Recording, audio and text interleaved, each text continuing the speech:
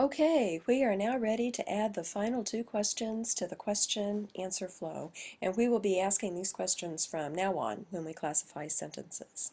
So the first question we're going to add is called the adverb exception question, and if you look at the word exception, it should indicate to you that there must be some kind of an adverb rule out there.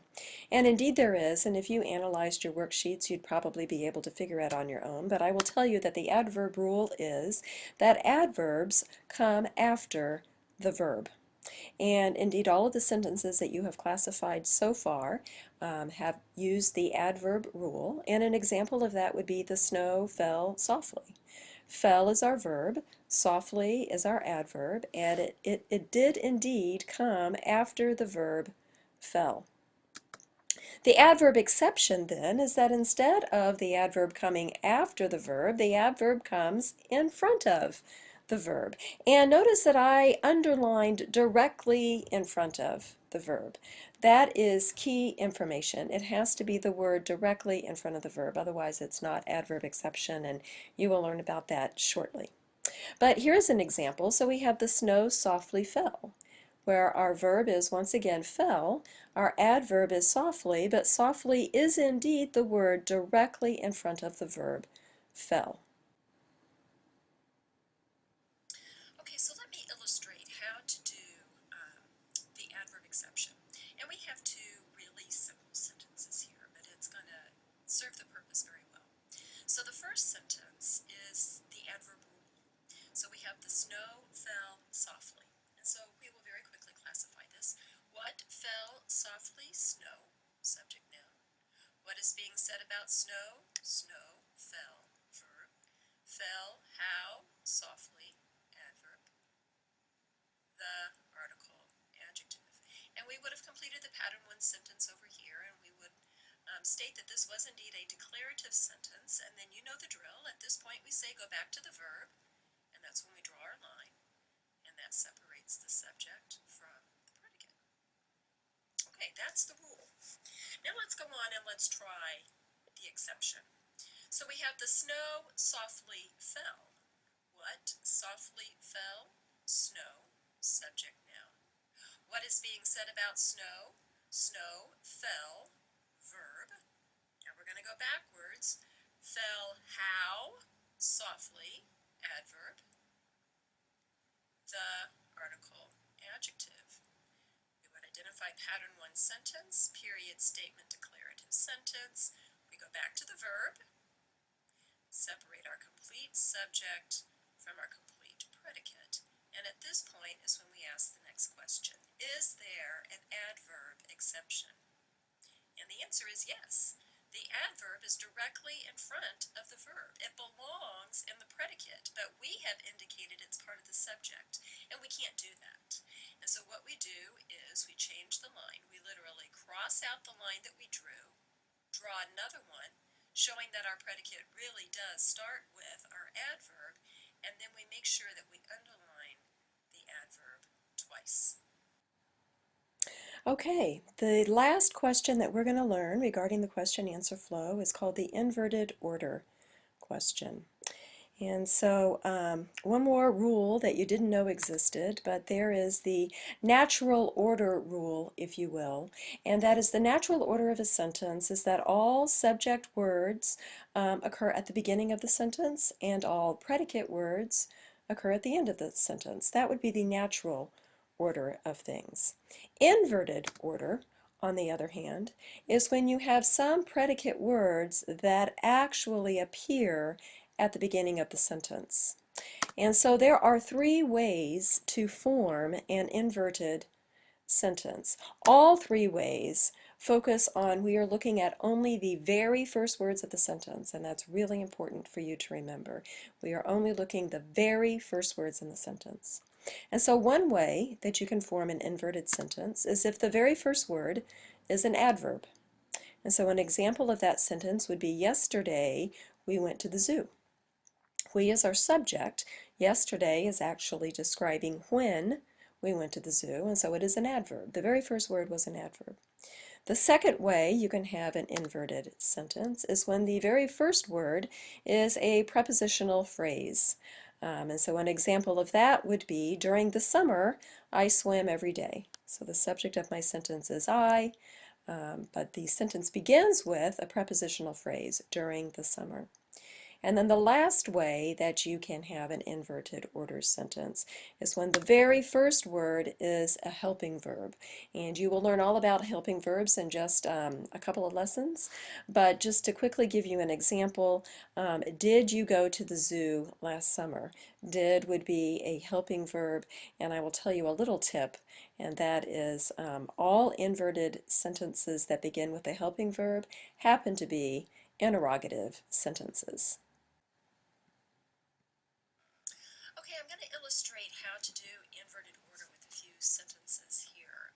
We're really just going to focus on the adverb being the first word in the sentence and causing inverted order. In class, I will review a little bit more about the prepositions. But we're going to go through a few sentences, and hopefully these last two questions of the question-answer flow are going to make some more sense.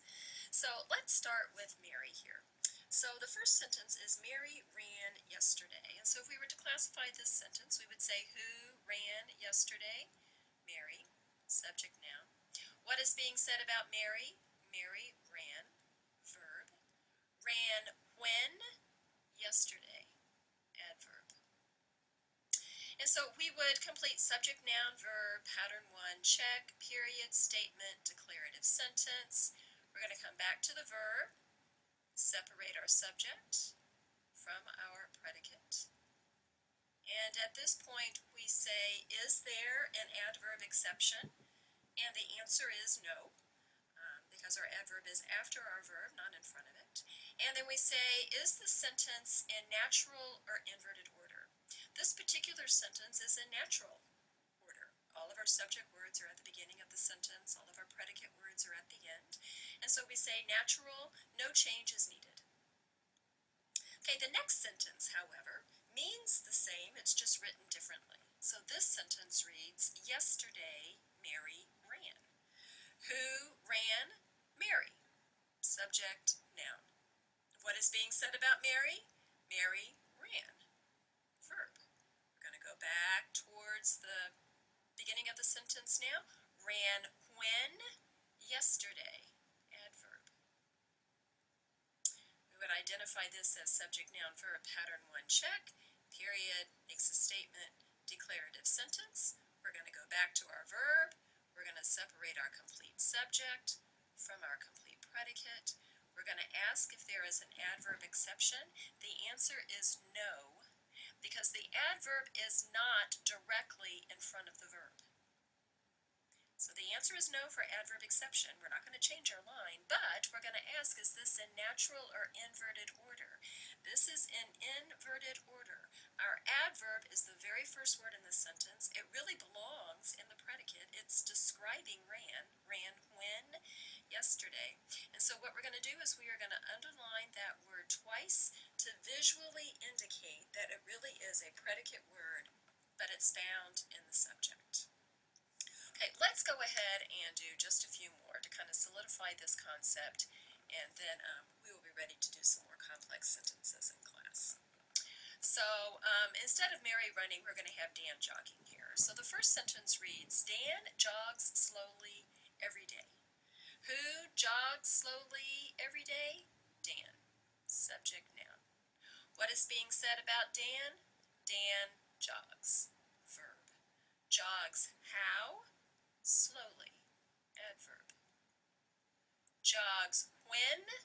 Every day. Adverb.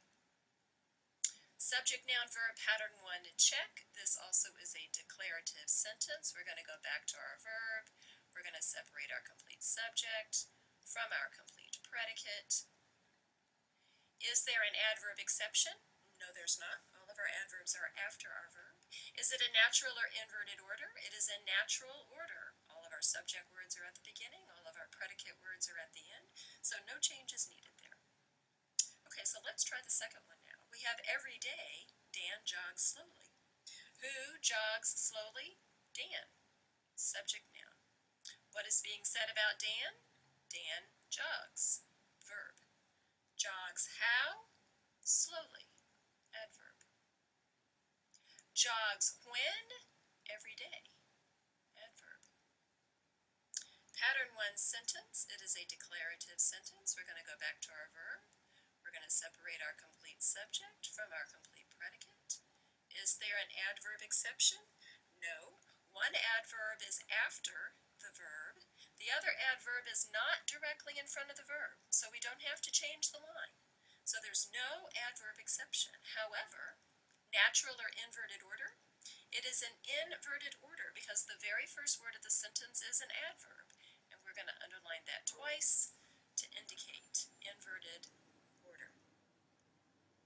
Okay, and just for fun and giggles, I put the last sentence on because yes, indeed, you can have adverb exception and inverted order in the same sentence. So this is how you would do a sentence like that. We have every day, Dan slowly jogs. Who slowly jogs? Dan. Subject, noun. What is being said about Dan? Dan jogs. Verb. Jogs how? Slowly. Adverb. Jogs when? Every day. Adverb. We would label it subject, noun, verb, pattern 1 check. It also is a declarative sentence. We're going to go back to the verb. We're going to separate our complete subject from our complete predicate. Is there an adverb exception? Yes, indeed there is. Slowly is directly in front of the verb, so we need to change our line. And we need to underline slowly twice to indicate it is part of the predicate. Is it in natural or inverted order? It is in inverted order. The very first word is an adverb, and we also need to underline that twice in order to show that it is part of the predicate. And so there you have how to classify sentences that are in natural or inverted order, as well as with adverb exceptions. We ask these last two sentences all the time from now on. And when I see you in class, we will get lots and lots of practice with classifying sentences with prepositional phrases, as well as sentences that are in inverted order.